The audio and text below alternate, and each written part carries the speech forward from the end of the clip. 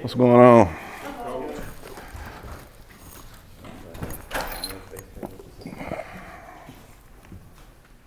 Everybody ready? Happy Monday. All right. Open the statement, then we'll go. We didn't have no game. We still talk about the opening statement about this week. No, it was good to have the bye week. It was a great week of practice last week. You know, you just try to keep those guys locked in with no game going on this past Saturday, but they came out and practiced well. We had our young guys scrimmage as well on last Wednesday. I think they really got after it, so it was good. Then we got a jump start for this game this week. So we got a lot done. We came in, I gave them Thursday evening, Friday, and Saturday off, and we got back in here on Sunday, got back going with our FAM plan. Today they'll be off, and we'll get back at it tomorrow and get ready for this weekend. You know, you talk about preparing for FAMU. What are some things you see from this team? FAMU they won it all last year. You know, they fight 4 quarters of football. You know, a lot of teams have been jumped out on them. They find a way in the 4th quarter to go out there and win football games. Very similar to what we had last year, though. They got a lot of transfers, a lot of new faces. They still trying to get to play together. I see that, but their quarterback is really good. You know, with him breaking the pocket, he can really hurt you. Defensively, they got some big bodies over there, a lot of length that can run, you know, strike well. But good football team. You know, they're rolling right now, so it's going to be a very good competitive game this weekend. Coach, we talked about using the bye week to just get better, period. Exactly what you said last week. So Yeah. how did you see the team show up and get better in the past week? They came to work. You know, they really came to work. You know, usually when they know they don't have a game, it's hard to get them to come out there and practice for a couple hours, hour and a half, however long you're on the field. But it was a very competitive week. We dove a little bit in the FAM, but not too deep. You know, it was a big take. Wanted to get some the technique stuff done. You know, some effort stuff like that cleaned up. Try to come up with some new schemes. After you play about 5 or 6 games, teams got a lot of tape on you. So we just went back to the drawing board. What can we do different with this? And things like that. But they got better. I do think they got better on last week. In your coaching experience or even playing experience, what did the most successful teams that come out of the bye week do in that next week, that, you know, after an extra week of rest? Well, for us, it's going to be what's important for us is just stay on the gas. You know, we won our last couple ball games. You know, put up a lot of points. So it just, can we come back and not take time to get started again? You know, we got to hit the ground rolling. That's what I was kind of not so much disappointed, but I expected more out of yesterday's practice. You can see the time off on yesterday when we got back on the field. But, you know, that's what the good ones do. You know, the good ones go out there and find a way. And that's why I'm so excited about this game. You don't have to get them up for a game like FAMU. You know, after what they did to us last year, this is a big game for us. This game has always decided the East. You know, this has always been the big decider in the East. So they know what's at stake, and they chopping at the bit to get on the field this weekend. Coach, have you been able to get some of your key players back through the bye week? Like, obviously, wide receivers with some wide receivers as well? Got a couple back. You know, Towns Blue, the old lineman, had a concussion. He'll be back on the field tomorrow. A couple special team guys. Evan we'll take it day by day. You know, he's running now. He did look good out there today after we had some walkthroughs and stuff, but he did look good. I don't know really about the receivers right now. I don't think we'll get those guys back this weekend. So, you know, we did recoup some bodies. Cam Smith, the big safety transfer, he'll be back tomorrow off a concussion as well. So it's always good to get that rest and get some guys back. How much does it mean to have this game in Jackson as opposed to when you've been playing FAMU in the Orange Blossom Classic? Man, we could play it anywhere.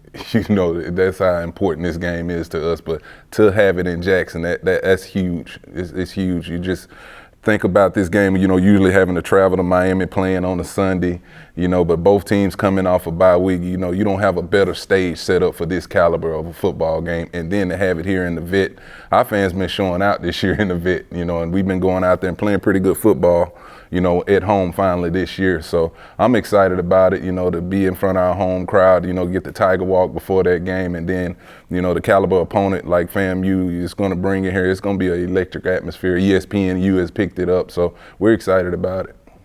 I guess kind of bouncing off that, I was going to ask, what's it like, you know, having a home game? I think you guys haven't been here in, I think, close to a month. So what's kind of been that, you know, message to the team like? It feels good. Anytime you can play in front of your home fans and don't have to travel, don't have to pack bags, we're always excited about that. But regardless, it's the next one on the schedule. No matter, we got to take care of this one, then get ready to go to Daytona next week. We're right back on the road. So it's the next one on schedule. But anytime you can get these home games in front of these fans is awesome. You said you've been watching the FAMU tape. So what's stood out to you now that you've done even more research on them this year? Like I said, they got some big guys over there. They got some length. They look like a team that won the championship last year. Right now, they got a culture over there of winning. They find ways to win. Again, there's some teams that had them beat. Norfolk was up on them. Alabama State was in that football game with them, as well as some other programs. So we're going to have to play 4 quarters of football, and that's something that we've been really, on our guys about, because we haven't been playing 4 quarters of football, especially when we're able to gain these big leads. With this kind of team here, they're not going to stop fighting. They're not going to stop fighting.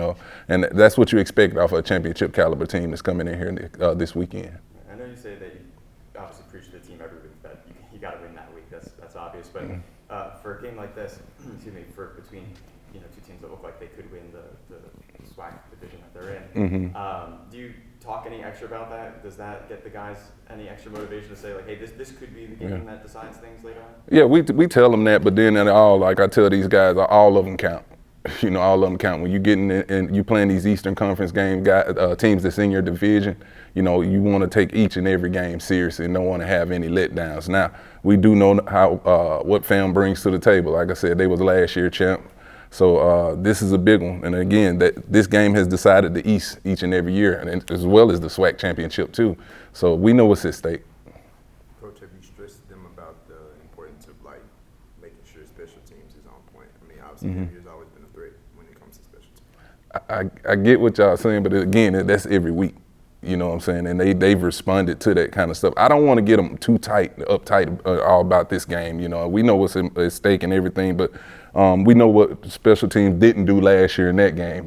That was a big issue for us. And Coach Jones is doing a great job of coming up with some stuff schematically. And then it's always good to have Travis Terrell out there on the football field, as well as some other guys, those hidden guys. We got a couple linebackers playing at a high level on special teams that's allowing Travis to get those long runs. They're blocking and stuff like that. So it's been a big emphasis going into the season. I think that's why you've seen us just get better at special teams. And we're going to continue to get better as the year goes. Obviously, a lot of guys got rest during a bye week, but was there a certain area you really wanted to emphasize, coming off a bye week? The secondary, our secondary, and then continue to get strong on the O-line, D-line. Those guys in the secondary led the nation last year in picks, were right there at the top. I just told them I need to see that again, but they're capable of doing it because a lot of them are back off that last year's team. It's just them gelling and coming together. And then we talked about just healing with the O-line and D-line. They play a physical brand of football here on both sides of the ball for us all year. So anytime you can get a little time off, it's been good to let those guys get back on their feet.